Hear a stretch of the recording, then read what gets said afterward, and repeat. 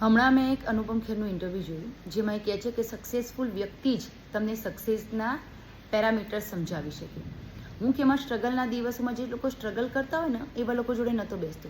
જેમ કહેતા હોય હું 3 વર્ષથી સ્ટ્રગલ કરું છું, 4 વર્ષથી કરું છું.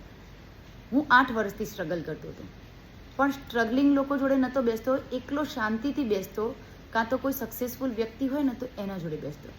કારણ મોરલ ઓફ ધ સ્ટોરી કહીએ તો એમ કે આપણે આપણી આજુબાજુની આપણી સંગત કેવી પસંદ કરીએ છીએ એ ઉપર આપણું આગળનું ભવિષ્ય નક્કી થાય છે.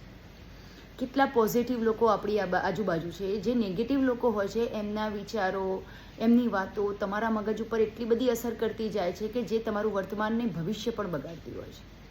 તો આપણે એવા લોકોની સંગત કરીએ જેથી આપણે જીવનમાં આગળ કંઈક શીખી શકીએ, કંઈ જાણી શકીએ, તમારો ગોલ અચીવ કરી શકીએ, કંઈક મેળવી શકીએ.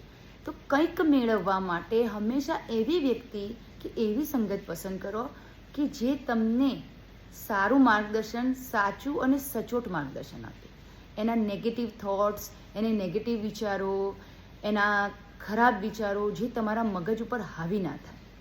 તો તમારું ભવિષ્ય સુધારવું હોય તો તમારી સંગત સારી, સાચી અને મજબૂત પસંદ કરો. જય શ્રી કૃષ્ણ.